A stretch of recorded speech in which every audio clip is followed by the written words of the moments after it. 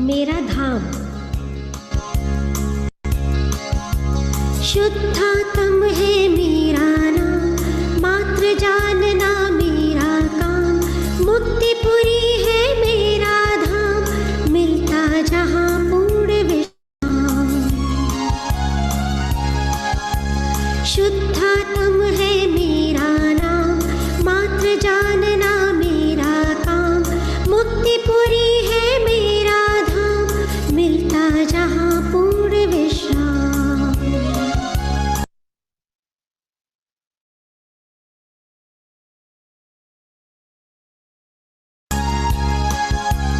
जहाँ भूख का नाम नहीं है, जहाँ प्यास का काम नहीं है, खांसी और जुकाम नहीं है, आदि व्याधि का नाम नहीं है।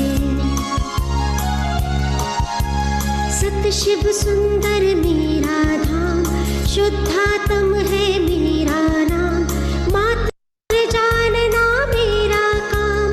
शुद्धात्म है मेरा नाम।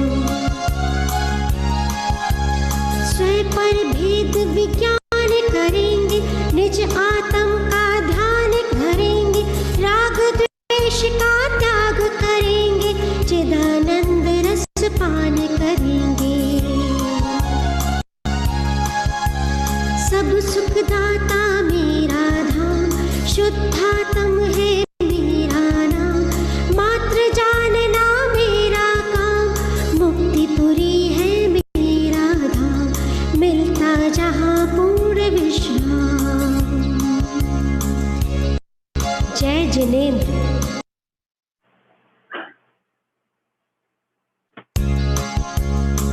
मेरा धाम।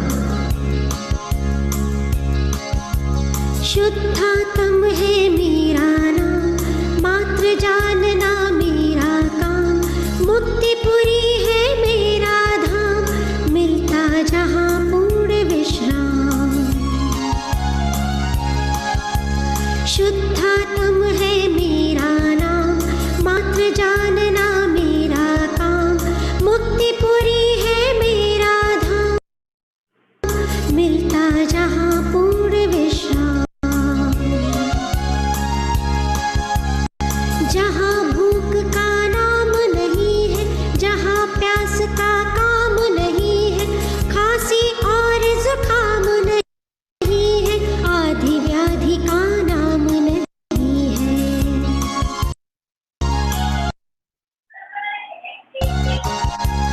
सत शिव सुंदर मेरा धाम, शुद्धात्म है मेरा नाम, मात्र जानना मेरा काम।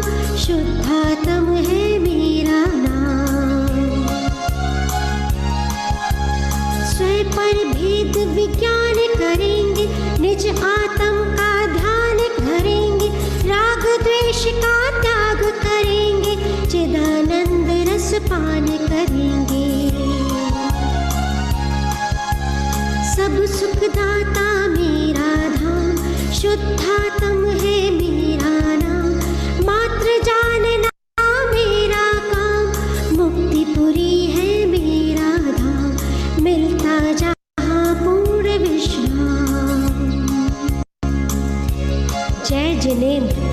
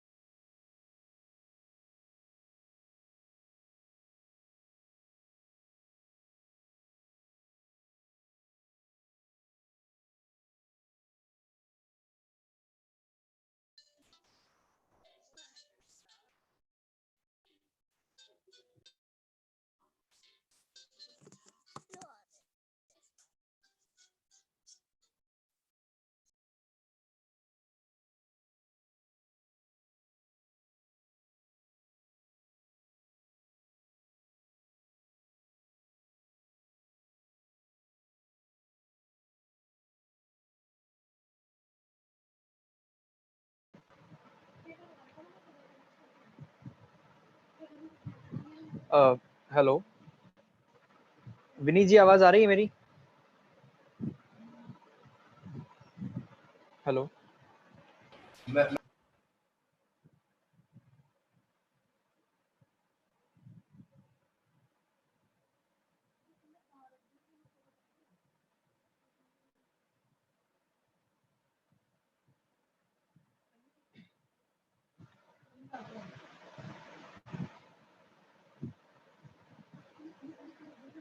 प्रारंभ करें।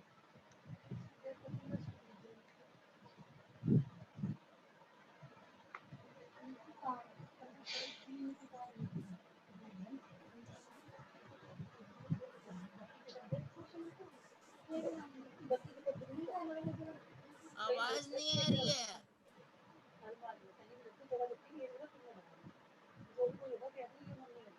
जी विनीत जी प्रारंभ करें अभी।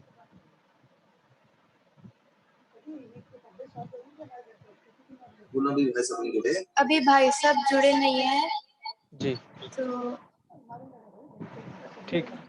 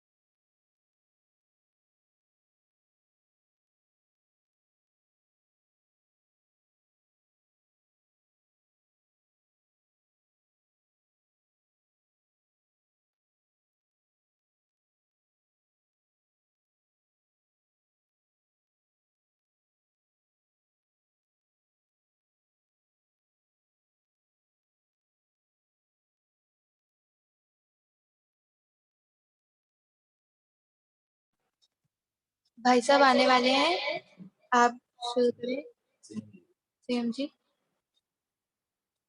जी ठीक है।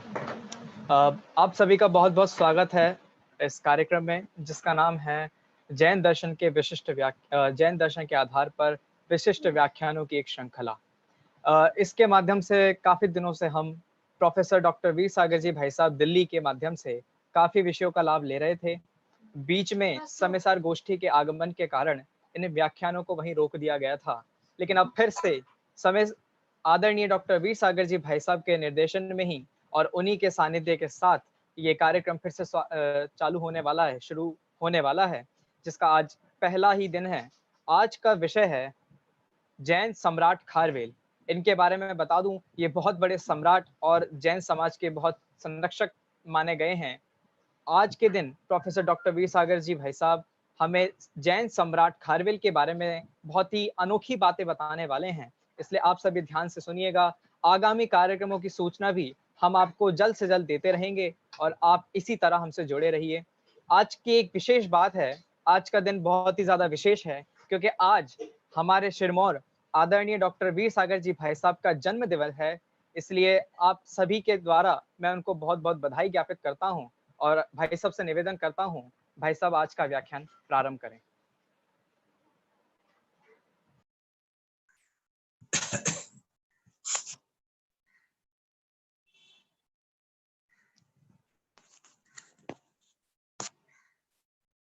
नमो जिनाणम जयदु जिनेंदो। जय जिनेंद्र मित्रों, हमारा आज का विषय है जैन सम्राट खारवेल। भारतवर्ष के इतिहास में अनेक महान राजा हुए हैं और उनमें से एक का नाम आता है खारवेल। जो भी लोग विश्वविद्यालयों में इतिहास पढ़ते हैं, वे जब सभी राजाओं की परंपरा पढ़ते हैं तो बहुत संक्षेप में खारवेल के विषय में भी पढ़ते हैं। इतिहास की सभी किताबों में खारवेल का उल्लेख अपनी जगह पर पाया जाता है। कोई भी विश्वकोश उठाओ, ये भारत सरकार के अनेक कोश मेरे पास रखे हैं। एक ये भारतीय इतिहास कोश है, और भी जितने जितने हैं उन सब में इतिहास की पुस्तकों में खारवेल नामक एक राजा का वर्णन आता है। लेकिन वो खारवेल राजा कौन था, कैसा था, इस सब के बारे में कुछ नहीं पढ़ाया जाता रहा है, क्योंकि इतिहासकार ये कह देते हैं कि उनके बारे में कुछ पता नहीं है।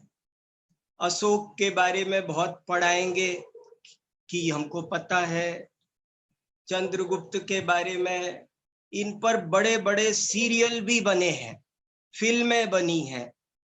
लेकिन खारवेल की जब जब चर्चा होती है तो बात यहाँ आके अटक जाती है कि उनका तो हमारे पास में कोई परिचय उपलब्ध नहीं है। लेकिन पिछले 50 वर्षों में इस विषय पर जो काम हुआ है और उस काम को पिछले 25 वर्षों में जो गति दी गई है, उससे कई बातें बहुत साफ हुई है। बहुत इस विषय पर बहुत गहरी रिसर्च हुई है और ये सिद्ध हुआ है कि ये राजा एक जैन राजा था। इतिहास की पुस्तकों में इतिहासकारों ने इस तथ्य को भी छुपाया। यद्यपि कहीं कहीं कुछ इतिहासकारों ने ये बात लिखी कि इस राजा का संबंध जैन धर्म से है, लेकिन कितना संबंध है और कैसा ये राजा है और क्या क्या बातें हैं, आज मैं आपके साथ इसी विषय को समझने के लिए तैयार हुआ हूं कि ये खारवेल राजा क्या है। और इस खारवेल राजा के संबंध में मैं तो करीब 25 वर्ष पहले से पढ़ रहा हूं। आप सब जानते हैं कि मेरा संबंध थोड़ा कुंद कुंद भारती से रहा है। वहाँ आचार्य विद्यानंद जी इतिहास, पुरातत्व, शिलालेख के बहुत धुरंधर विद्वान रहे हैं और इसलिए वे इस खारवेल के शिलालेख के एक एक अक्षर को उन्होंने बहुत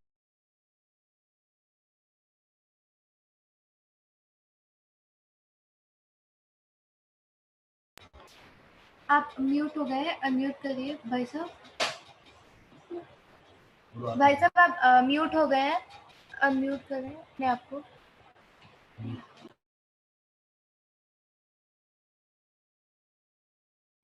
भाई साहब आप म्यूट हो गए हैं, अनम्यूट करें अपने आप को। जब हेलो। ये सिद्ध हो गया कि ये एक बहुत बड़ा जैन राजा था, तो 26 जनवरी को जो यहाँ राजपथ पर दिल्ली में परेड निकलती है, उसमें 2009 में हमने बहुत मेहनत की और मेहनत करने के बाद में उड़ीसा सरकार की ओर से जो झांकी चुनी गई, बनाई गई, वो झांकी इस खारवेल राजा पर ही बनाई गई। ये उसके समाचार सब अखबारों में छपे थे। ये खारवेल राजा की झांकी परेड से निकल रही है, प्रधानमंत्री, राष्ट्रपति सब लोग बैठे हैं और देख रहे हैं, और इसमें पूरी वो खारवेल का शिलालेख भी है और सारी बातें हैं। और इतना ही नहीं, जब ये झांकी निकली और इसका महत्व बताया गया, तो आप सबको जानकर ये प्रसन्नता होगी कि वहां झांकियों के बाद कुछ झांकियों को पुरस्कृत किया जाता है। तो उसमें से 3-4 झांकियां ही होती है, यद्यपि सभी राज्य निकालते हैं, लेकिन 3-4 राज्यों की झांकियों को प्रथम, द्वितीय, तृतीय पुरस्कार दिए जाते हैं। तो इस झांकी को प्रथम पुरस्कार उस वर्ष मिला था। मैं आपको ये कहना चाहता हूं कि आज आप देखेंगे खारवेल राजा के बहाने जैन दर्शन का इतिहास, जैन दर्शन का गौरवशाली वैभव क्या था, मैं कैसे कैसे आपके बीच कितनी बातें रख पाता हूं, मैं कोशिश कर रहा हूं। ये जो खारवेल राजा है, इसका समय ईसा से 200 वर्ष पहले है। यानी तिलोय पर्णत्ती में जैन राजाओं का वर्णन है और उसमें अंतिम राजा, मुकुटबद्ध राजा चंद्रगुप्त को माना गया है कि अंतिम मुकुटबद्ध राजा सम्राट चंद्रगुप्त थे और वे भद्रबाहु स्वामी के शिष्य थे और भद्रबाहु स्वामी के साथ ही वे श्रवण बेलगोला गए थे। चंद्रगिरी पर्वत, जिसका पहले नाम कटवप्र था, चंद्रगुप्त के कारण चंद्रगिरी नाम पड़ा। वहां पर उन्होंने, जो लोग गए हैं उन्होंने देखा होगा, वहां पर एक बहुत बढ़िया भद्रबाहु स्वामी की गुफा है और वहीं पर चंद्रगुप्त स्वामी के भी चरण है और भद्रबाहु और चंद्रगुप्त दोनों उसी पर्वत पर पहुंचे थे और वहीं पर उन्होंने अंतिम समय, अंतिम समाधि मरण किया था। तो चंद्रगुप्त का वर्णन तो हमें तिलोय पर्णत्ती में मिलता है, लेकिन चंद्रगुप्त के तत्काल बाद ही थोड़ा सा करीब 25 वर्ष का ही पीरियड, 20-30 वर्ष का पीरियड बीतता है कि उस समय में कलिंग में, जिसे हम आज उड़ीसा कहते हैं, उसे उस काल में कलिंग कहा जाता था। मैं अब आगे हो सकता है उड़ीसा शब्द का इस्तेमाल कम करूं, कलिंग शब्द का इस्तेमाल अधिक करूंगा, क्योंकि इस शब्द के साथ विशेष मतलब है। कलिंग का बहुत सुंदर गौरवशाली इतिहास है। कभी हम कलिंग का इतिहास इस विषय पर चर्चा करेंगे, तब आपको पता चलेगा। पंडित कैलाश चंद जी की एक पुस्तक है, उड़ीसा में जैन धर्म, पढ़ने लायक पुस्तक है। तो कभी हम कलिंग का इतिहास की चर्चा करेंगे, लेकिन बहुत संक्षेप में आपको बात बताऊं तो आप भरत, ऋषभ देव के 100 पुत्रों के जो नाम आप पढ़ेंगे, महापुराण में जो नाम मिलते हैं, उनमें से एक नाम मिलता है ऋषभ देव के पुत्र का, कलिंग। कलिंग ऋषभ देव का एक पुत्र था और कहते हैं कि ऋषभ देव ने कलिंग का राज्य, उस कलिंग प्रांत का राज्य उस कलिंग नामक पुत्र को दिया था उस जगह का, और तब से उसका नाम कलिंग पड़ा। ये पौराणिक तथ्य है, ऐतिहासिक नहीं। पर इतिहास में भी जो कलिंग कहा जाता है वो आज के उड़ीसा से काफी बड़ा था। उस कलिंग के बारे में जब मैं वर्णन पढ़ रहा हूं तो उस कलिंग की जनसंख्या, वहां पर 35 लाख लोग रहते थे और 35 लाख ये जैन धर्म के अनुयायी थे। इसमें उल्लेख मिलता है कि उस पूरे कलिंग का राज धर्म था जैन धर्म, उसको पूरा जिन भक्त माना गया था। आप जरा वैदिक ग्रंथों को पढ़ेंगे, ब्राह्मण आरण्यकों को, परवर्ती साहित्य को, वेदों का नहीं परवर्ती साहित्य को आप पढ़ेंगे तो कलिंग के बारे में लिखा है वैदिक ग्रंथों में कि कलिंग अनार्य देश है, वहां पर यज्ञ नहीं किए जाते, वहां वो जिन भक्त हैं। तो ये इन कथनों से भी हमें संकेत मिलता है कि कलिंग में जैन धर्म का बहुत बड़ा प्रभाव था। और कल जो वर्तमान में उड़ीसा की राजधानी है, जिसे भुवनेश्वर कहते हैं, भुवनेश्वर के पास में 10-12 किलोमीटर की भी दूरी नहीं है, वहां पर एक पर्वत है। पर्वत एक क्या दो पर्वत है, जैसे मांगी तुंगी है, ऐसे वहां पर दो जुड़वा पहाड़ियां पाई जाती है। एक पहाड़ी को कहते हैं खंडगिरी और दूसरी पहाड़ी को कहते हैं उदयगिरी। खंडगिरी और उदयगिरी दो पहाड़ियां मिलती है। और भुवनेश्वर ही मानो वो खारवेल राजा की राजधानी थी और उसका बहुत बड़ा शासन चलता था। देखो क्या क्या लिखा है, अंग्रेज विद्वानों ने, बहुत सारे इतिहासकारों ने उन्हें एम्परर लिखा है, अंग्रेज विद्वानों ने उन्हें एम्परर लिखा है। और हिंदी के विद्वान एक विद्या महोदधि इतिहासकार हुए हैं काशी प्रसाद जायसवाल, उन्होंने लिखा है चक्रवर्ती महामेघवाहन सम्राट खारवेल, चक्रवर्ती लिखा है। तो ये कैसे खारवेल थे, हम सबको, जैन धर्म के अनुयायियों को ये सब बातें आना बहुत जरूरी है। आपको आज मैं आपको एक ऐसा विषय सुना रहा हूं कि जिसे सुनते सुनते कभी आपको गर्व होगा, कभी हर्ष होगा, कभी हो सकता है आपको रुदन भी हो, कभी प्रेरणा भी जागे, अनेक तरह के भाव संचरित होंगे हृदय में। लेकिन हमको ये जानना बहुत जरूरी है, जैनों का स्वर्णिम इतिहास कैसा कैसा है और वो कैसे कैसे लुप्त है, गुप्त है, उसे कितना जरूरी है जानना और कितना जरूरी है उसका उद्घाटन। तो मैं आपको बता रहा था कि जो खंडगिरी और उदयगिरी नाम की पहाड़ियां हैं, उन पहाड़ियों पर वर्तमान में करीब 33 बड़ी बड़ी गुफाएं मिलती है। 33 गुफाएं मिलती है। और वे गुफाओं में कोई 1 मंजिल गुफा है, कोई 2 मंजिल गुफा है, बड़ी बड़ी गुफाएं हैं। और अभी आपको मैं इतिहास सुनाऊंगा। तो ये गुफाओं में बहुत सारी गुफाएं कृत्रिम है और बहुत सारी अकृत्रिम है। कृत्रिम गुफाएं सम्राट खारवेल ने जैन श्रमणों के साधना आराधना के लिए बनाई थी। और अकृत्रिम गुफाओं में भी श्रमणों के झुंड वहां पर निवास करते थे। ऐसा सब प्रमाण सहित हमको वर्णन मिलता है।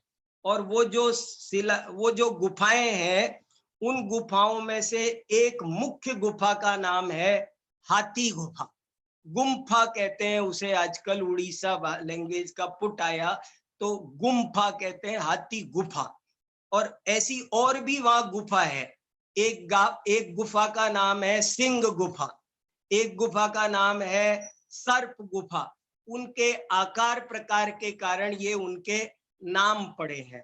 और इस हाथी गुफा में, ये हाथी गुफा बहुत बड़ी गुफा है। और इस गुफा में एक खारवेल ने शिलालेख लिखवाया था। कब लिखवाया था? आज से करीब 2300 वर्ष पहले, ईसा से करीब करीब 200 वर्ष, ठीक 200 वर्ष पहले खारवेल ने ये शिलालेख लिखवाया था।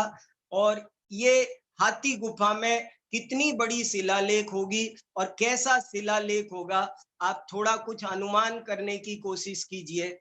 ये शिलालेख 17 लाइनों का शिलालेख है। जब शिलालेखों का इतिहास पढ़ेंगे तब भी, और कोई और पढ़ेंगे तब भी, इस शिलालेख का जिक्र जरूर होता है। 17 लाइन का है और इसका जो आकार है वो 84 वर्ग फीट का है। आप देखो कितना बड़ा शिलालेख है, 84 वर्ग फीट का ये शिलालेख है। मैं आपको दिखा भी नहीं सकता कैसे भी करके। ये उसकी छोटी फोटो है, ये छोटी सी फोटो है, बहुत बड़ा शिलालेख है। तो ये पूरा 84 वर्ग फीट का इसका क्षेत्रफल है। 17 पंक्तियों का ये शिलालेख है। और भारत के सबसे बढ़िया शिलालेखों में अगर गोल्ड मेडल किसी को मिलता है तो वो इसको मिलता है।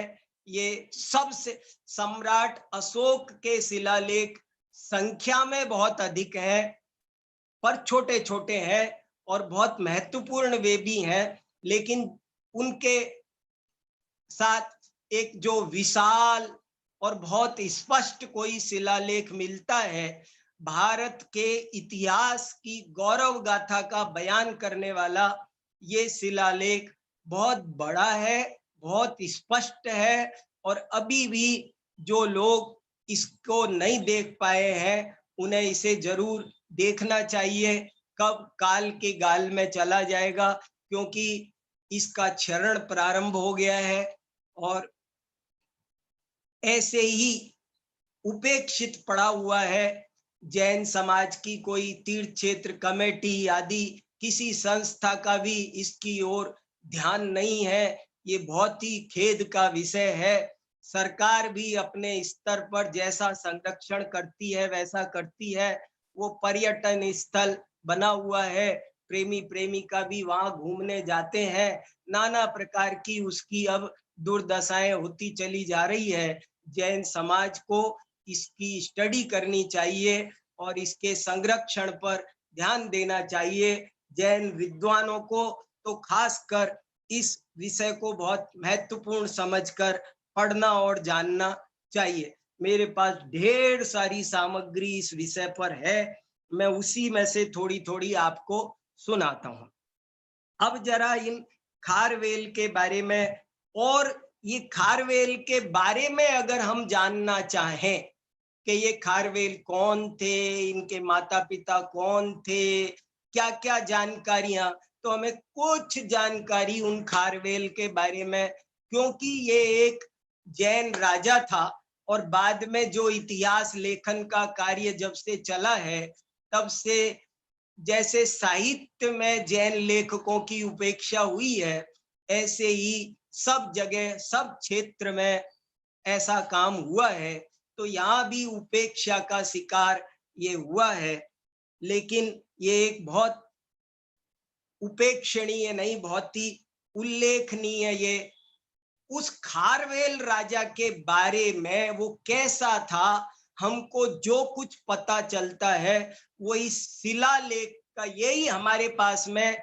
जैसे आचार्य उमा स्वामी को हम केवल तत्वार्थ सूत्र से ही जान सकते हैं कि वे कैसे थे, ऐसे ही सम्राट खारवेल जैसा प्रतापी राजा वो कैसा था, इसे जानना हो तो हमारे पास में और कोई प्रमाण नहीं है। लेकिन ये शिलालेख में बहुत कुछ लिखा हुआ है। 17 लाइन और 84 वर्ग फुट में बहुत बातें लिखी गई है। और वो देखो खारवेल का उसमें क्या क्या बातें लिखी गई है, उसके आधार पर इतिहासकारों ने एक ये चित्र बनाया है, खारवेल का दिग्विजय पथ। खारवेल भी, मुझे तो इस सब को पूरा पढ़ने के बाद खारवेल का जैसे कोई चित्र उभर कर आया, तो ऐसा ही चित्र उभर कर आया मानो कोई छोटा भरत चक्रवर्ती हो। जैसे 6 डाला छोटा समय सार है, ऐसे ही लगता है खारवेल एक छोटा भरत चक्रवर्ती है, एक आदर्श राजा है। उसने भी कैसी एक बहुत अहिंसक दिग्विजय यात्रा की थी, बहुत बड़ी। देखो यहाँ मदुरई तक, नीचे मदुरई तक उसका शासन हुआ, ऊपर मथुरा से लेकर तक्षशिला तक भी वो गया था, और इतने राजा सब उसको प्रेम से अपना मानते थे, उसके अनुशासन में रहते थे। महामेघवाहन वो कहलाता था, महामेघवाहन चक्रवर्ती सम्राट खारवेल। अब आपको मैं कुछ बातें बताता हूं, इस शिलालेख को भी आपको मैं थोड़ा सा पढ़कर सुनाता हूं, पर आप देखो इस शिलालेख का, ये शिलालेख क्यों महत्वपूर्ण है। पहले आप मेरी 2-3 बातें बिल्कुल गांठ बांध करके सुन लीजिए। ये शिलालेख जैन संस्कृति की दृष्टि से तो महत्वपूर्ण है ही, ये शिलालेख पूरे भारतीय इतिहास की दृष्टि से ही बहुत अधिक महत्वपूर्ण है। क्यों महत्वपूर्ण है उसकी एक घटना आपको बताता हूं, और बहुत सारी घटना है, लेकिन एक घटना आपको सुनाता हूं। जब भारतवर्ष को अंग्रेजों से स्वतंत्रता प्राप्त हुई तो सन 1947 15 अगस्त को जब भारत स्वतंत्र हो गया, तो स्वतंत्र होने के बाद भारत ने अपना संविधान लिखना प्रारंभ किया। संविधान के लिए समिति बनी और उस समिति ने सबसे पहली लाइन संविधान की लिखने बैठी तो पहली पंक्ति वो लिखना शुरू किया, हमारे देश का नाम डैश डैश रहेगा। अब ये डैश डैश ही रह गया, क्यों? क्योंकि जो लोग थे उनमें मतभेद हो गए। कोई कहता था कि हिंदुस्तान रहेगा, कोई कहता था आर्यावर्त रहेगा, कोई कहता था भारत रहेगा, और नाना प्रकार के नाम सुझाए जा रहे थे कि इंडिया रहेगा, हमारे देश का नाम इंडिया रहे, और एक मत नहीं हो सके। जब एक मत नहीं हो सके तो पंडित जवाहरलाल नेहरू खड़े हुए मीटिंग में और उन्होंने निर्णय सुनाया कि देखो भाई, कोई प्रमाण खोजो, यदि किसी शिलालेख में हमारे देश का कोई प्रमाण मिल जाए तो बहुत अच्छा रहे, प्रमाण खोजा जाए। तब अजमेर में एक गौरी शंकर हीराचंद ओझा शिलालेखों के बहुत बड़े विद्वान थे। उन्होंने नेहरू जी को बताया कि भुवनेश्वर के पास हाथी गुफा में राजा खारवेल का एक शिलालेख है, उस शिलालेख की 10वीं पंक्ति में हमारे देश का नाम आया है। और तब जब उन्होंने ये बताया तो देखो क्या हुआ, लॉर्ड माउंटबेटन, वो टीम कौन कौन सी थी आपको बता रहा हूं, Lord Mountbatten, Rajagopalachari, doctor Rajendra Prasad, Pandit Jawaharlal Nehru, और उस समय के राज्यपाल थे डॉक्टर कैलाश नाथ काटजू उड़ीसा के, और इधर के दूसरे थे विश्वंबर नाथ पांडे। ये 6 लोगों की कमेटी वो हाथी गुफा के उस शिलालेख को देखने के लिए प्रत्यक्ष गई, और वहां शिलालेख पढ़ने वाले लोगों को भी ले गई, और वहां 10वीं पंक्ति में उनको हमारे देश का नाम लिखा हुआ मिला, भारतवर्ष। ये नाम इस शिलालेख में आया है। ये पूरा, और आपको एक बात बताऊं, आप सबको जानकर बहुत प्रसन्नता होगी कि ये जो इतना बड़ा शिलालेख है, ये पूरा का पूरा शिलालेख प्राकृत भाषा में लिखा हुआ है और ब्राह्मी लिपि में लिखा हुआ है। ओ हो ब्राह्मी लिपि में, ब्राह्मी लिपि, आज क्या सोच रहे हैं हम लोगों की क्या दुर्दशा हो गई। आज आपको ब्राह्मी लिपि के जानकार कितने मिलेंगे। ब्राह्मी लिपि को माने 2200 वर्ष पहले खारवेल के जमाने में, देखो ये शिलालेख लिखा गया, शिलालेख लिखा गया है। शिलालेख क्यों लिखे जाते हैं? जन पब्लिक को कुछ बात बताने। शिलालेख का मतलब होता है सार्वजनिक घोषणा, सार्वजनिक सूचना। तो खारवेल अपना नोटिस बोर्ड बना रहा है और उस नोटिस बोर्ड पर जो सूचना लिख रहा है वो प्राकृत भाषा में लिख रहा है, ब्राह्मी लिपि में लिख रहा है। इससे आपको क्या पता चल रहा है मित्रों? मुझे आज की स्थिति देखकर रोना आता है। हमारी कितनी ज्ञान की सामग्री आज भी ब्राह्मी लिपि में पड़ी हुई है, लेकिन कोई पढ़ता नहीं है। आज विद्वत्ता की बहुत कमी होती जा रही है और विद्वानों को इस ओर जरूर ध्यान देना चाहिए। मैंने कुंद कुंद भारती में ब्राह्मी लिपि की एक महीने की वर्कशॉप की, उसमें जवाहरलाल नेहरू यूनिवर्सिटी से, हमारी यूनिवर्सिटी से ब्राह्मी लिपि के लिए पढ़ने के लिए प्रोफेसर आए, पीएचडी के स्टूडेंट आए और ये किताब हमने तैयार की, ब्राह्मी लिपि प्रवेशिका। ये ब्राह्मी लिपि प्रवेशिका है, जैसे बच्चों की किताब होती है ना, ऐसे हमने, देखो आप ये किताब से देखो, देखो आपको पता चल, देखो ए कैसे लिखते हैं, ब्राह्मी लिपि का ए है, ये आ है। मैं थोड़ी थोड़ी ब्राह्मी लिपि मैं लिख सकता हूँ, पढ़ सकता हूँ। हमारे सब साथियों को मैं आज जो बातें कह रहा हूँ, मैं मेरे मित्रों के लिए बात कर रहा हूँ। थोड़ी ब्राह्मी लिपि, प्राकृत भाषा, इसमें ये शिलालेख लिखा हुआ है, इसका मतलब है पूरे कलिंग में उस समय जनता प्राकृत भाषा और ब्राह्मी लिपि को पढ़ने में, ये बिल्कुल जन भाषा थी। ये कितनी बड़ी बात है। तो इस, अब आप देखिए इस शिलालेख, ये जो हाथी गुफा का शिलालेख है, ये जो खारवेल का शिलालेख है, ये क्यों महत्वपूर्ण है? कम से कम 3 दृष्टियों से बहुत महत्वपूर्ण हो गया। अभी मैं आपको और बताऊंगा, लेकिन कम से कम 3 दृष्टियों से ये शिलालेख बहुत महत्वपूर्ण हो गया। नंबर 1, भारतीय इतिहास की दृष्टि से। अभी जैन इतिहास की बात छोड़ो, अरे मैं आपको एक दिन सिद्ध करके बताऊंगा कि भारतीय इतिहास का मतलब होता है जैन इतिहास। भारतीय इतिहास और जैन इतिहास पर्यायवाची है। तो भारतीय इतिहास की दृष्टि से फिलहाल हम और व्यापक चलें तो भारतीय इतिहास की दृष्टि से ऐसा शिलालेख कोई नहीं, माने पहले पीछे कोई हुआ हो, पद गया हो, नष्ट हुआ हो तो बात अलग है, लेकिन ऐसा शिलालेख दूसरा नहीं है। इसलिए शिलालेखों का भी ये राजा है और पहला महत्व इसका है। और जब वो दूसरा महत्व इसका प्राकृत भाषा की दृष्टि से है, और तीसरा महत्व ब्राह्मी लिपि की दृष्टि। ब्राह्मी लिपि समझे, जैन धर्म ने, हमारे पूर्वजों ने हमारा गौरव कैसे कैसे बचा के रखा, देखो तो सही। जो ब्राह्मी लिपि ऋषभ देव ने अपनी पुत्री को सिखाई थी, वो ब्राह्मी लिपि खारवेल तक जीवित रही, इतने लंबे समय तक जीवित रही।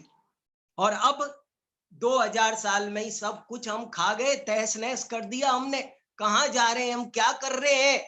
हमको आत्म समीक्षा का समय है ये, कि हम सारे जैन धर्म के अनुयायी, विद्वान, नेता क्या कर रहे हैं, इस पर हमको चिंतन, गहरा चिंतन करना चाहिए कि हमको, हमारा ध्यान कहाँ है।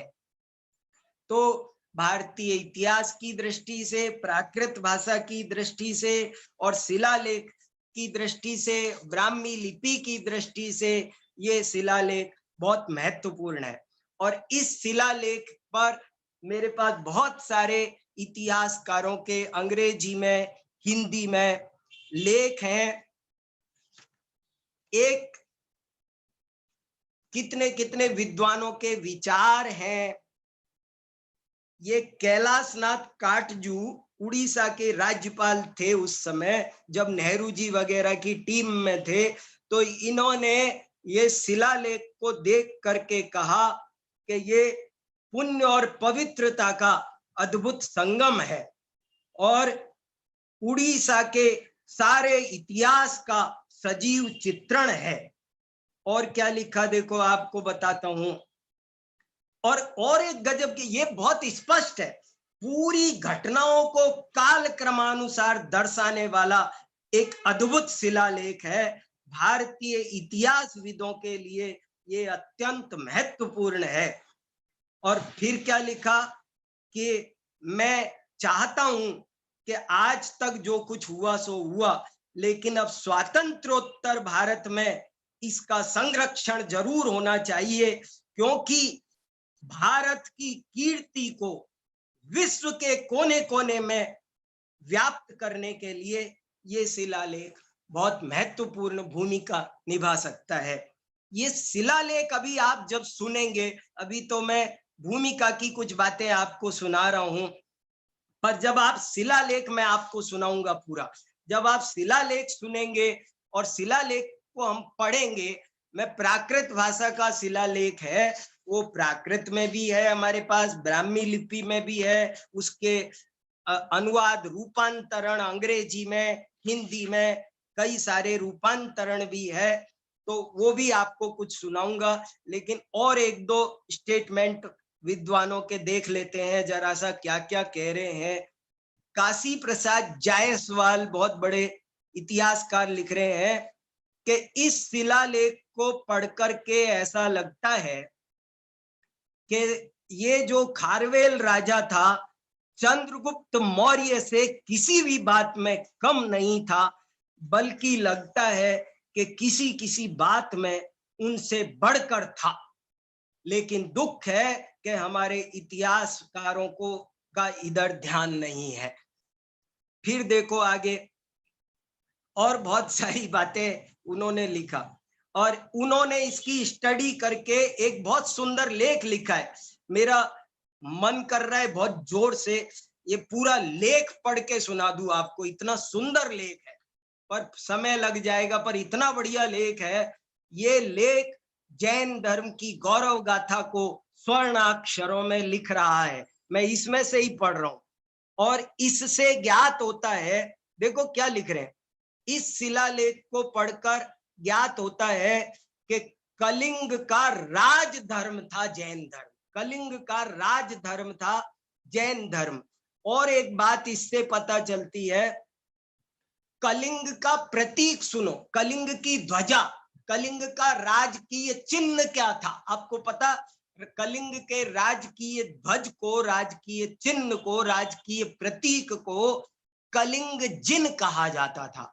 और कलिंग जिन माने ऋषभ देव भगवान की एक प्रतिमा, ऋषभ देव की प्रतिमा उस पूरे कलिंग राज्य का राजकीय चिन्ह था, प्रतीक था।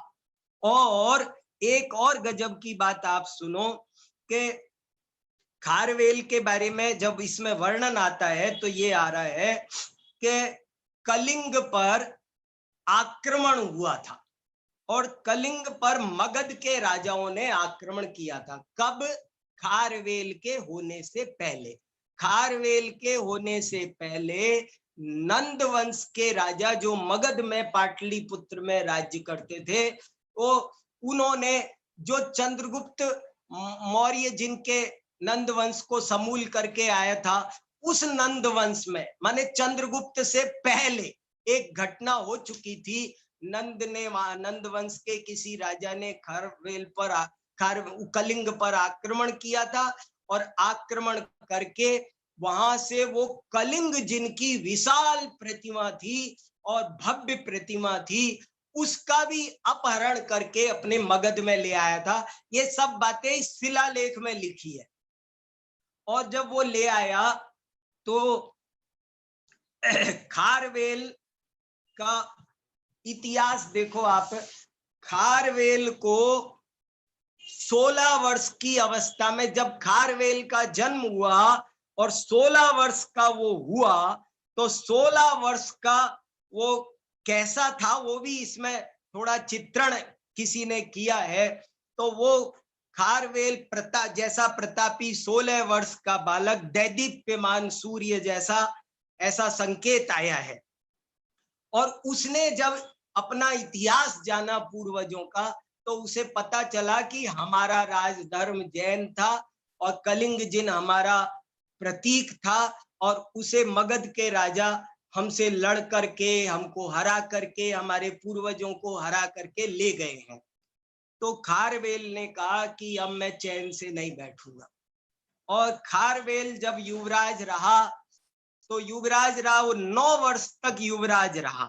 जब 25 वर्ष का होता है तो खारवेल राज्याभिषेक होता है खारवेल का, और राजा बन जाता है। राजा बनते ही खारवेल ने सबसे पहले मगध वालों से बात की कि हमारा प्रतीक लौटाते हो या नहीं, प्रेम से लौटाते हो कि आपसे बात की जाए। और उन्होंने कैसे तैसे वहां से साम दाम दंड भेद का प्रयोग करके कलिंग जिनकी उस मूर्ति को वापस कलिंग में लेकर आए और अपने पूर्वजों के गौरव को पुनर्स्थापित किया, ऐसा उस महाप्रतापी खारवेल ने काम किया। तो उसको कलिंग जिन कहा जाता था। तो ऐसा ऐसा ये वर्णन इसका मिलता है। इन सब बातों से देखो आप क्या पता चल, मैं आपको कुछ क्लू दे रहा हूं और मैं चाहता हूं कि मेरे साथी इस पर और अनुसंधान करें, प्रचार प्रसार करें, चीजों को समझें। कहीं ऐसा ना हो कि हमसे कुछ नुकसान हो जाए। देखो आपको एक गजब की बात सुनाऊं, इतिहास को जानना, समझना, इतिहास का संरक्षण करना ये बहुत आवश्यक है। एक श्लोक आता है, स्वजाति पूर्वजानां तु यो न जानाति संभवम स भवेत् पुंश्चली पुत्र सदृश पितृवेदकः। जो अपने पूर्वजों को नहीं जानते हैं, जो अपने इतिहास में हुए गौरवशाली लोगों को नहीं जानते हैं, वे पुंश्चली है, कुल्टा के बेटे हैं, उनको अपने बाप का पता नहीं है। जिन्हें अपने पिता का, वे जो व्यक्ति अपने इतिहास के पूर्वज गौरवशाली महापुरुषों को नहीं जानते हैं, वे ऐसे कुल्टा पुत्र के समान है जिसे अपने बाप के बारे में नहीं पता है। तो कैसी कैसी हमसे गलतियां हो रही हों, उनको सबको हम ठीक करें और हम समझें। देखो बहुत सारी बातें, ये लाइन वो लाइन, वहां पर रानी गुफा भी एक है। रानी गुफा का मतलब वहां पर रानी के भी, उसकी रानी भी बहुत धर्मात्मा थी ऐसा प्रतीत होता है। और उस रानी के कारण, रानी भी का चित्रण भी वहां, एक रानी, एक घोड़े पर एक रानी बैठी हुई है जिसको देखकर आपको झांसी की रानी याद आ जाएगी। तो ऐसा लगता है कि उनकी पट रानी भी कोई बहुत महत्वपूर्ण अग्र महिषी रही होगी, ऐसा कुछ संकेत चित्र से मिलता है। बहुत सारे चित्र भी है मेरे पास, आपको एक बहुत जबरदस्त चित्र दिखाता हूं, अगर दिखाई दे रहा हो तो मैं कोशिश कर रहा हूं। बहुत छोटा सा चित्र है, ये वहीं पर खंडगिरी की एक गुफा में ये एक चित्र बना हुआ है। और ये चित्र खारवेल राजा का चित्र है, नग्न खारवेल राजा है, पीछी कमंडल साथ में लिए हुए है। जैसे चंद्रगुप्त ने शासन करने के बाद अंत में मुनि बन गया था, ऐसे ही खारवेल भी अंत में मुनि बन गया था। मैं आपको जब शिलालेख सुनाऊंगा तब इन चीजों के प्रमाण दूंगा, लेकिन अभी आपको घटना बता रहा हूं। देखो 16 वर्ष कब हुआ, थोड़ी थोड़ी मोटी मोटी बातें सबको पता होना चाहिए। आज मेरे व्याख्यान की सार्थकता है अगर कुछ लोग खारवेल की कुछ बातों से परिचित हो जाएं, याद रखें कौन था, कब था, कहाँ हुआ, कैसा हुआ, क्या क्या किया। आज ईसा से 200 वर्ष पहले, यानी आज से 2300 वर्ष पहले, कलिंग में, जिसे वर्तमान में उसका कुछ हिस्सा उड़ीसा कहलाता है, जिसकी राजधानी भुवनेश्वर है, जिसके पास में खंडगिरी, उदयगिरी नाम की दो बड़ी बड़ी पहाड़ियां हैं, और उन पहाड़ियों में बहुत सारी 50 गुफाएं हैं, और उन 50 गुफाओं में से एक हाथी गुफा है, और उस हाथी गुफा में एक 17 लाइन का, बहुत लंबा है, बहुत लंबा 17 लाइन का एक शिलालेख है जो प्राकृत भाषा में है, ब्राह्मी लिपि में है। और उस शिलालेख में उस राजा का जो इतिहास लिखा है उससे पता चलता है कि वो 16 वर्ष की अवस्था में युवराज बनाया गया था, 25 वर्ष की उम्र में वो राजा बना था, और 15 वर्ष तक उसने क्या क्या किया था। इस शिलालेख में ये लिखा है कि राजा ने पहले वर्ष में ये कार्य किए। इस शिलालेख से ये भी पता चलता है कि राजा और प्रजा का क्या संबंध होता है, और एक आदर्श राजा कैसा होना चाहिए, ये सब बातें इस शिलालेख से पता चलती है। तो इसमें 15 वर्ष का उसका वर्णन है कि राजा ने पहले वर्ष में, डायरी टाइप है, जैसे मैं अपनी डायरी लिखूं ना, मैंने सर्विस में पहले साल में ये काम किया, दूसरे साल, ऐसे उस खारवेल राजा की ये मानो डायरी है कि नोटिफिकेशन है कि पहले साल में मैंने सड़कें बनाई, बगीचे बनाए, पानी का इंतजाम किया, खेतों में सिंचाई की व्यवस्था की, धर्मशालाएं बनाई, औषधालय बनाए। ये पहले साल के काम है। फिर दूसरे साल में क्या क्या किया, तीसरे साल में क्या क्या किया, ये सब 15 साल का डाटा वहां मिलता है।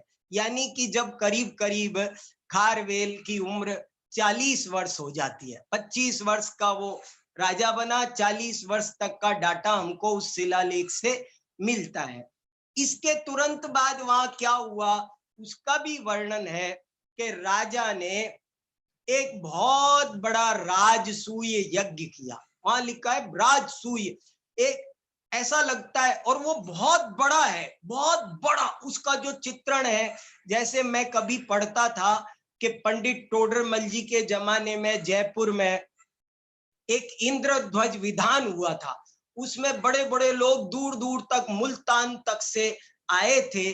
ऐसा लगता है कि उस राजा खारवेल ने एक बहुत बड़ा, एक ऐतिहासिक पूजा विधान, कोई इंद्रध्वज विधान, कल्प वृक्ष शब्द भी इसमें आया है, तो कहीं कोई कल्प वृक्ष विधान, कोई कल्प तरु विधान जैसा कुछ किया था। और ऐसा लिखा है कि उसमें हजारों श्रमण भी इकट्ठे हुए, उस हजारों मुनि महाराज उसमें इकट्ठे हुए, और हजारों मुनि महाराज इकट्ठे हुए। कई दिन तक वो सम्मेलन चला, और उस सम्मेलन में क्या क्या हुआ वो सब आपको सुनाऊं तो आपको गदगद हो जाओगे। उस समय ये बात आई थी, महामुनियों के सम्मेलन में एक बहुत बड़ा युग प्रतिक्रमण के लिए सम्मेलन हुआ, और उस सम्मेलन में ये चर्चा हुई कि हमारे आगम को लिपिबद्ध करने का कोई प्रयत्न करो भैया। बड़े बड़े मुनियों ने कहा।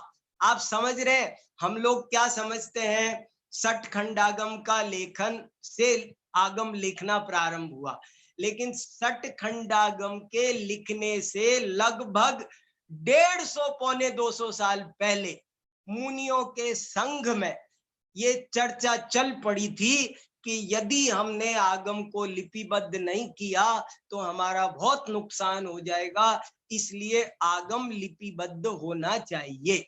क्या घटना हुई कि वो काम क्रियान्वित नहीं हो सका, लेकिन यदि पूछा जाए तो सही पूछो तो आप सोचो, यदि वो काम हुआ होता तो आज हमारे कितने आगम बच गए होते। धड़सेन आचार्य ने, गुणभद्र आचार्य ने से 150 साल पहले कैसे कैसे ज्ञानी विद्वान मुनि महाराज होंगे, और वे ज्ञानी मुनि महाराज अगर शास्त्र लिख जाते, हमारे आगम लिखे जाते तो कितना बढ़िया होता। ये सब इसकी 17वीं पंक्ति में से मैं आपको सुना रहा हूं, और फिर 17वीं पंक्ति में, बाद में 17वीं पंक्ति से भी पहले एक आपको एक पंक्ति सुनाता हूं। देखो क्या, अभी देखो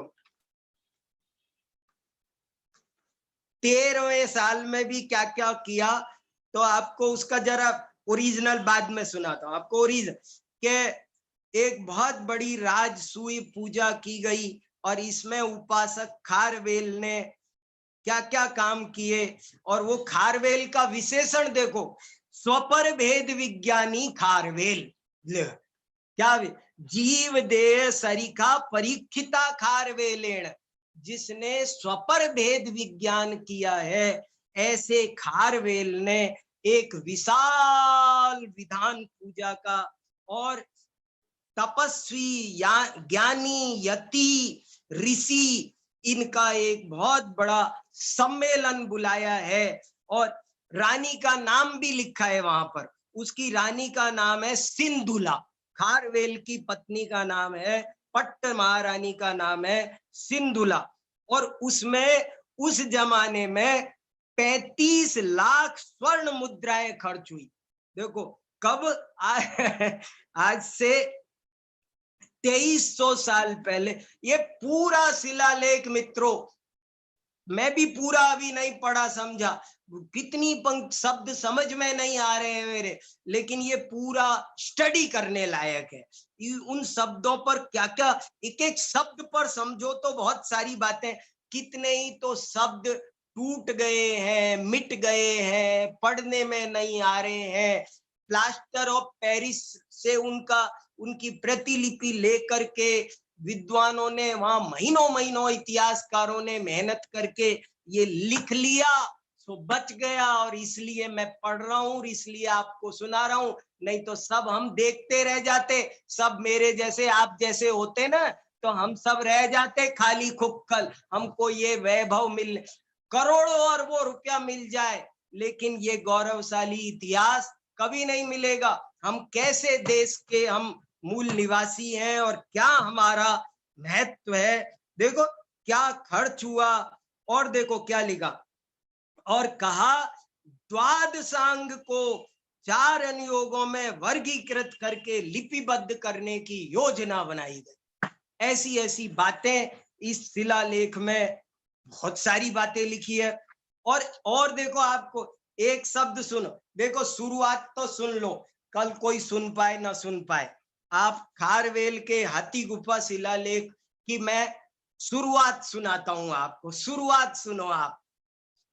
सबसे पहले देखो पढ़ता हूं मैं, शिलालेख ओरिजिनल खुला हुआ है मेरे सामने ब्राह्मी लिपि का, और इस शिलालेख में क्या लिखा हुआ है, नमो अरिहंतानम। णे नहीं लिखा हुआ है, ने लिखा हुआ है। या तो वो णे जो लिखते हैं ना, उसमें ऊपर डंडा लगता है ब्राह्मी लिपि में, वो टूट गया या जो भी हुआ, पर अभी वर्तमान में वहां नमो अरिहंतानम, नमो सव्य सिद्धांत। आप ये बताओ कि क्या इसी से सिद्ध नहीं हो जाता कि पूरे कलिंग का राजधर्म, कलिंग में जैन धर्म का क्या आज वर्तमान में उड़ीसा की जैन धर्म की दृष्टि से क्या स्थिति है, और कहाँ ये दिन थे और कहाँ ये दिन है, कैसी गजब की बात है। तो पहला शब्द नमो, यहां से वो शिलालेख शुरू होता है, नमो अरिहंतानम, नमो सव्य सिद्धान, नमो लोए सव्य सावणम आता है ना, तो उसमें और बस इतना ही आता है। नमो आयरियाणम, नमो वज्जायणम, इसमें नहीं लिखा है, शॉर्ट में ही लिखा है नमो अरिहंतानम, नमो सव्य सिद्धानम। इसके बाद लिखा है ऐरेण महाराजेन महामेघवाहनेन चेदी राजवंश वसेन। देखो चैत्य वंश इनका था, चैत्य वंश था, राजवंश का नाम था चैत्य वंश, जिसको चेदी, चेदी प्राकृत में चेती, तो चेदी चल रहा है, हिंदी की किताबों में भी चेदी वंश। मुझे उसका हिंदी करने का मन आया, तो मुझे लगता है कि ये चेदी वंश कहते हैं, ये चैत्य वंश होगा।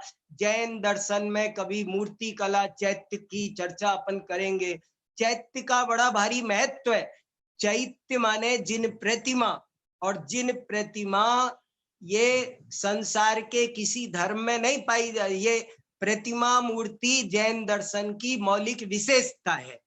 तो उस चेदी राजवंश वदेन पसत्त शुभ लक्षणेन चतुरंत लुठंत गुण उपेतेन कलिंगाधिपतिना श्री खारवेलेन, श्री खारवेल कलिंगाधिपति, और 15 वसानी, 15 माने 15 वर्ष तक सीरी कडार सरीवरवता कीड़िता कुमार कीड़िका के कलिंगाधिपति खा। देखो क्या अर्थ हुआ, नमो अरिहंताणम, नमो सिद्धाणम।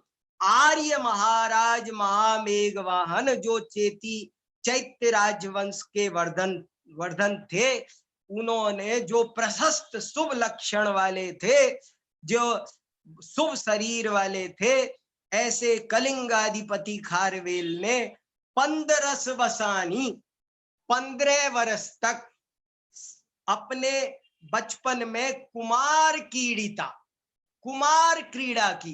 एक राजा कैसा होता है, मुझे याद आ रहा है कालिदास ने महाकवि कालिदास ने रघुवंश नामक महाकाव्य में राजा लोग, भारत के राजा कैसे होते थे, एक बड़ा सुंदर श्लोक लिखा है। भारत के राजा कैसे होते थे, कभी आपको भारत के राजाओं का और भी इतिहास, बहुत सारी बातें हैं, ये सब पढ़ने सुनने समझने लायक है।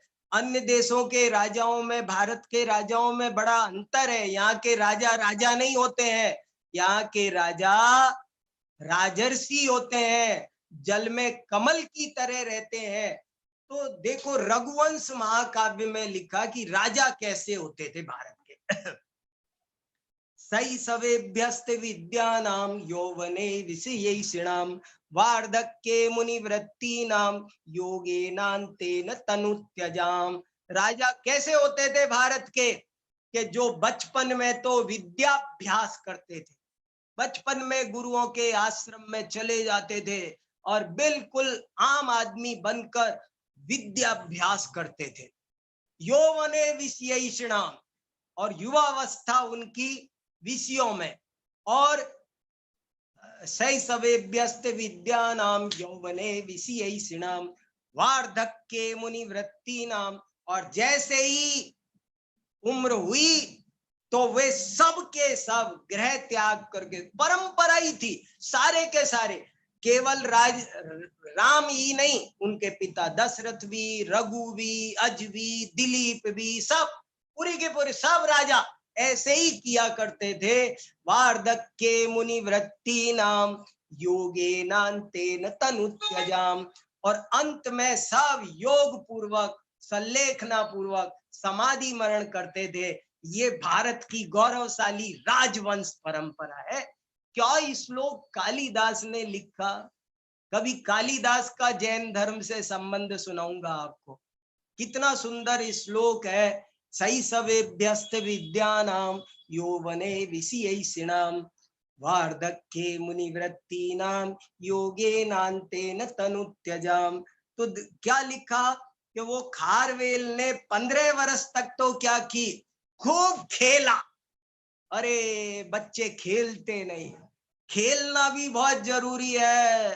शरीर को देखो कैसे उन्होंने बोले शरीर बनाया, खूब कुमार क्रीड़ा की, नाना प्रकार की अश्व कला, तैरने की कला, हाथी की कला, नाना कलाएं सीखी।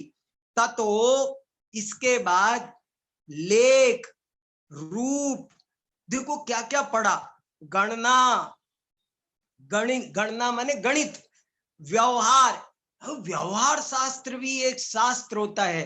कभी व्यवहार शास्त्र का हम लोगों को पता नहीं है, हम नाना तरह के शास्त्र जानते हैं, एक विधा का नाम है व्यवहार शास्त्र।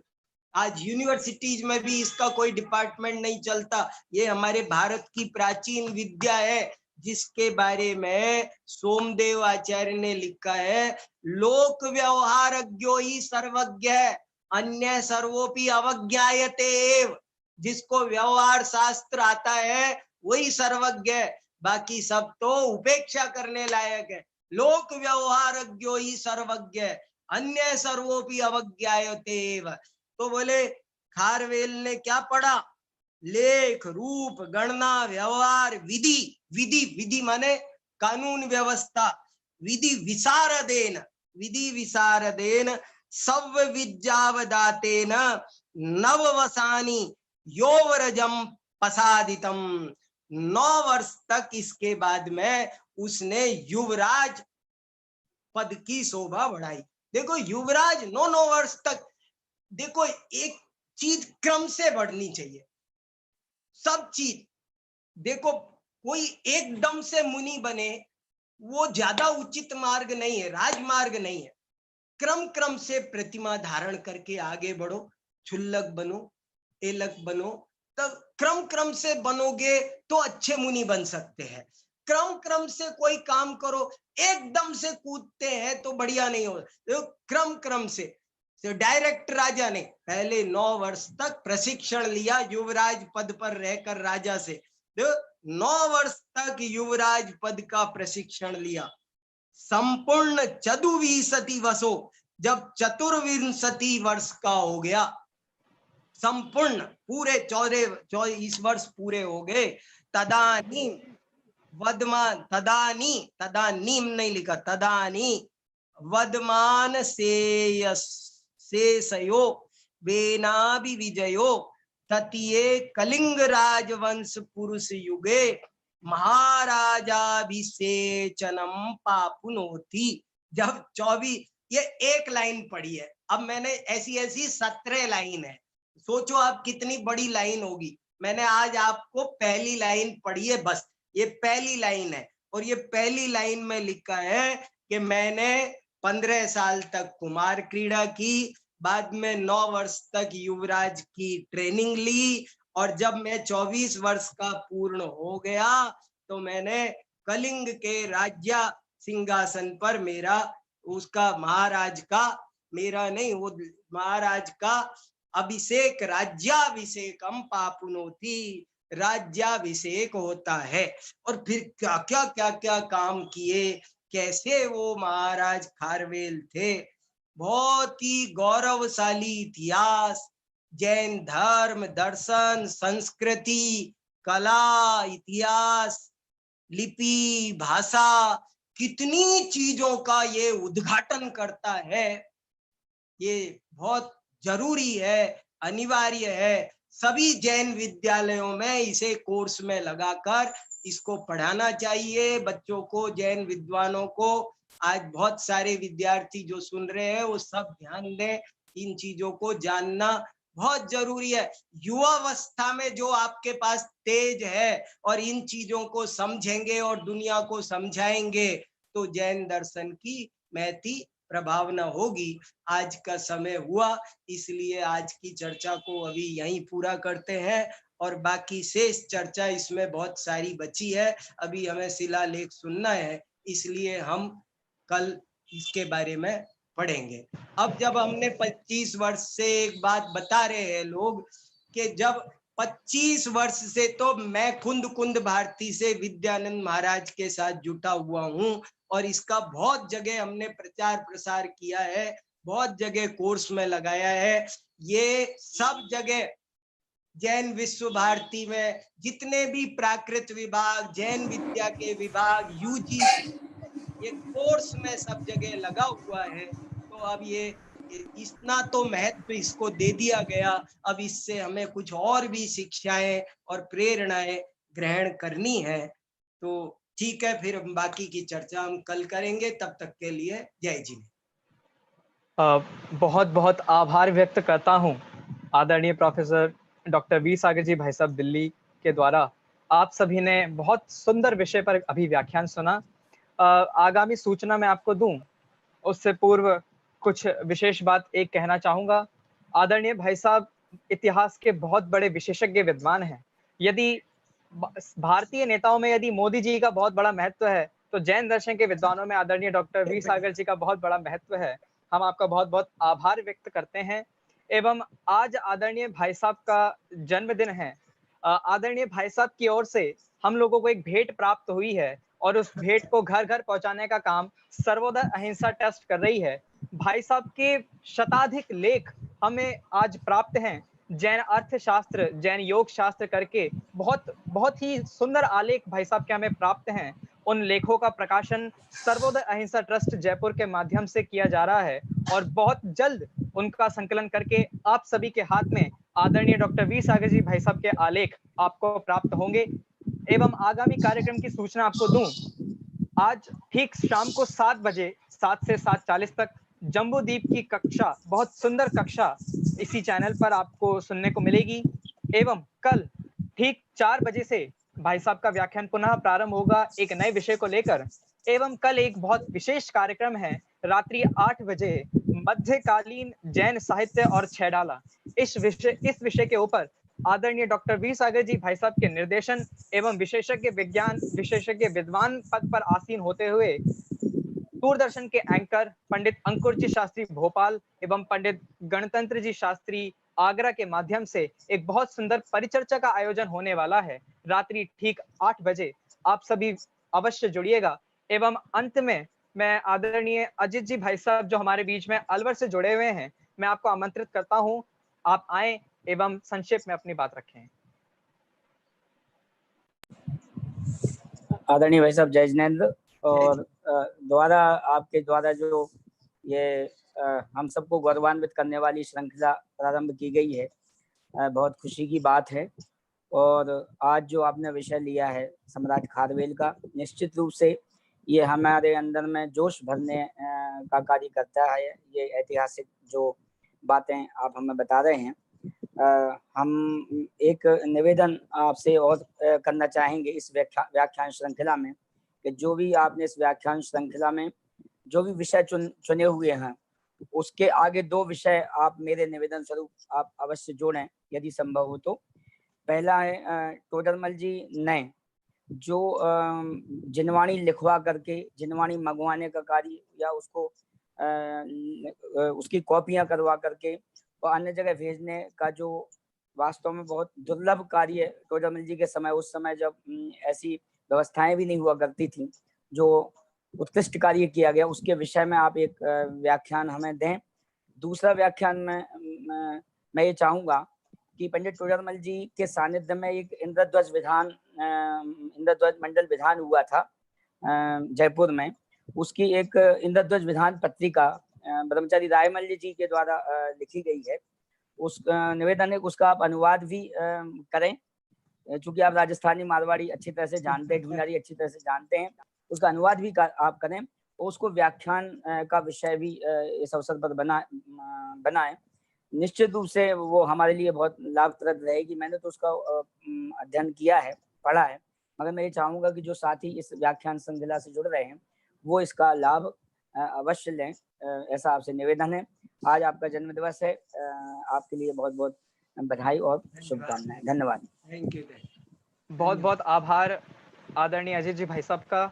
एवं मैं अब आदरणीय पंडित श्री गणतंत्र जी शास्त्री आगरा से निवेदन करूंगा, आप आएं और संक्षेप में अपनी बात रखें। भाई साहब सादर जय जिनेंद्र।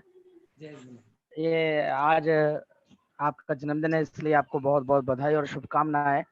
और जन्मदिन के दिन ही ये सम्राट खारवेल का ऐतिहासिक चित्रण आज हम लोगों ने सुना है। जब यूजीसी नेट संस्कृत की परीक्षा की तैयारी कर रहा था, तब ये तीसरे पेपर के रूप में शामिल था। लिखित परीक्षा जब हुआ करती थी, पर अब ऑब्जेक्टिव टाइप्स आने के कारण से विषय तो रह गया, पर उतने ज्यादा प्रश्न इस संबंध में नहीं आते हैं। उस समय पढ़ते थे, जैसा कि आपने भी जिक्र किया कि कई जगह बीच में से लाइन गायब करके छाप दी गई थी। तो वो जो राजसूय यज्ञ का चित्रण है, अधिकतर उस जगह का वर्णन, उस जगह पर रास्ते में कौन कौन से मंदिर वगैरह आते थे, उनका चित्रण मिलता था। आज जब वो प्रारंभिक पद आपके माध्यम से सुने हैं, तो निश्चित रूप से भाई साहब आज जबरदस्त चीज हाथ लगी है। मुझे किसी ने संदेश भेजा कि चलो जैन गौरव के क्षण, इस पर कोई कविता जल्दी ही आने वाली है। मैं चाहता हूँ भाई साहब, बहुत शानदार विषय, जितने लोग सुनते हैं उनके लिए बहुत काम का विषय है। सम्राट खारवेल न केवल जैन सभ्यता और जैन संस्कृति के परिचायक थे, मैं कहूंगा कि जैन धर्म के आद्य युग तक, अभी तक प्रतिष्ठापना में भी वो खारवेल का शिलालेख, हाथी गुफा शिला का शिलालेख बहुत काम आता है। आपके माध्यम से हम लोगों को सही, सटीक और व्यवस्थित अर्थ आज सुनने को मिला। पुनः पुनः आपका बहुत बहुत धन्यवाद और जन्मदिन की अशेष अनंत शुभकामनाएं। जय जिनेंद्र जी, बहुत बहुत धन्यवाद सभी विद्वानों का। अंत में बस यही कहना चाहूंगा, यदि आप सब जिन शासन के वैभव को जानना चाहते हैं तो आदरणीय डॉक्टर भाई साहब श्री वी सागर जी भाई साहब से मिलें और हमारे सर्वोदय अहिंसा से जुड़े रहें। अंत में जिनवाणी स्तुति। जावाणी के ज्ञान से सूझे लोकालो, सोवाणी मस्तक नमो सदा देत हूँ धो। बोले द्वाशांग में जिनवाणी माता की जय हो। सभी को सादर जय जिनेंद्र।